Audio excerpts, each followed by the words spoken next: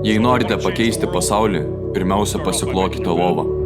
Williamas McRavenas. Istorija susprogdinusi internetą. Kasdien pasiklodami lovą atliekate pirmą dienos užduotį. Tai suteiks impulsą atlikti kitą užduotį, o paskui kitą. Taigi viena atlikta užduotis lems dar kelias atliktas užduotis. Lovos klojimas ryte bus suvokimas, kad net mažos užduotys yra svarbios. Jei negalite susidoroti su maža užduotimi, niekada negalėsite susidoroti su didelė. O jei staiga ištiktų baisi diena, namuose visat lauks jau paklota lova. Lova paklota jūsų. Paklota lova suteiks vilties, kad rytojus bus geresnis. Norėdami gauti Navy Seals pasiruošimą, turite nuplaukti kelias ilgas distancijas. Viena iš jų – naktinis plaukimas. Prieš plaukimą instruktoriai kariūnams mielai pasakoja apie visas San Clemente vandenyse gyvenančias ryklių rūšis. O paskui instruktoriai sako, kad rykliai dar nesuvalgė nei vieno kariūno. Bent jau jų atmintyje tokių atvejų nebuvo. Kariūnai taip pat mokomi, kad jei ryklys pradeda suktis aplink juos, jie turi likti savo pozicijose. Neišplaukite, nerodykite baimės. O jei ryklys ieškodamas vidurnakčio užkandžių atskuba prie jūsų, surinkite visą savo valią į kumštį ir trenkite jam į nosį. Ryklys nusisuks ir nuplauks. Šis pasaulis pilnas ryklių. Ir jei norite užbaigti šį plaukimą, turėsite išmokti su jais kovoti. Taigi, jeigu norite pakeisti pasaulį, nustokite bėgti nuo ryklių. Treniruočių pradžioje mano klasėje buvo 150 žmonių. Po kelių savaičių sunkių treniruočių liko 42 žmonės. Buvome suskirstyti į 6 komandas po 7 žmonės. Buvau komandoje su aukštaūgiais vyrukais, bet geriausią komandą sudarė žemo ūgio vyrukai. Pavadinome jos Munchkin komanda. Visi iki 165 cm ūgio. Šioje komandoje buvo indas, afroamerikietis, amerikietis lenkiškos kilmės, graikiškos, itališkos ir 2 kieti vyrukai iš centrinių vakarų. Jie irklavo, bėgo ir plaukė geriau nei visos kitos komandos. Aukštaūgiai iš kitų komandų prieš kiekvieną plaukimą visat juokdavosi iš mažyčių lastų, kurios Munchkin komanda dėvėdavo ant mažyčių pėdų. Tačiau šie žemo ūgio vyrukai iš įvairių pasaulio šalių visada juokdavosi paskutiniai. Plaukė greičiau ir parsibraudavo į krantą daug anksčiau nei visi kiti. Tačiau Navy Seal mokymai padarė mus lygiais.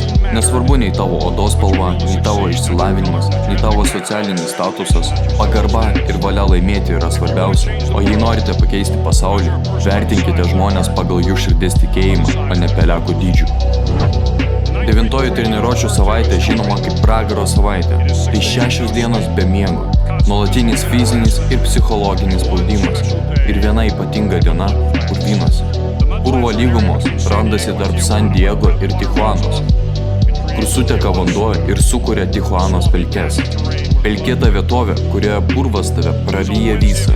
3 pragaro savaitės dieną reikėjo įlysti į purvą ir ten praleisti 15 valandų, bandydamas išgyventi stingdančiame šaltyje ir nuolatinėme instruktorių spaudime. O dienos gale, saulė jau leidžiantis, viena grupė pažeidė taisyklės. Ir dėl pažeidimo vėl buvome išsiųsti į purvą. Šitame purve visi buvome palaidoti iki kaklų, tik galvos kišojo.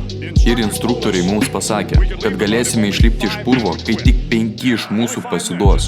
Tik 5 žmonės ir mes galėjome atsikratyti šio pragariško šalčio. Apsidairius buvo aišku, kad kai kurie vyrukai tikrai buvo pasiruošę pasiduoti. Iki saulėtekio buvo dar 8 valandos. Dar 8 valandos kaulų stingdančio šalčio. Kelenantis dantis ir kariūnų dejonės buvo tokios garsios, kad buvo sunku ką nors išgirsti. Bet tada vienas balsas nuskambėjo kitaip. Visi nutilo, tai buvo daina. Balsas skambėjo siaubingai, bet dainavimas buvo kupinas didelio entuziazmo. Vienas balsas virto 2, 2 į 3 ir netrukus visi dainavo. Instruktoriai mums grasino ir pasakė, kad jei nenustosime dainuoti, dar daugiau laiko praleisime purve, bet dainavimas tęsėsi. Ir kažkodėl purvas jau atrodė šiltesnis ir aušra ne taip jau toli. Taigi, jei ko nors išmokau iš kelionių aplink pasaulį, tai apie vilties galią. Vieno žmogaus galią. Vašingtonas, Lincolnas, Kingas, Mandela ir net jauna mergaitė iš Pakistano, Malala. Vienas žmogus gali pakeisti pasaulį, suteikdamas žmonėms viltį. Taigi, jei norite pakeisti pasaulį, kiekvieną dieną pradėkite nuo užduoties, susiraskite žmogų, į kurį galėtumėte lygiuotis.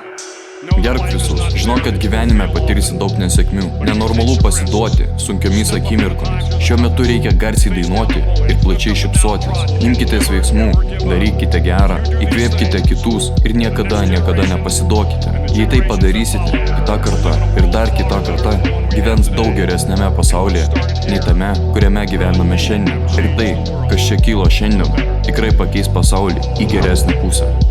Mūsų visų laukia daug sunkių laikotarpių, bet visada yra žmonių, kuriems sekasi blogiau. Jei pripildysite savo dienas gailesčio savo ir savo likimui, gedėsite ir ieškosite kaltų, gyvenimas bus ilgas ir sunkus.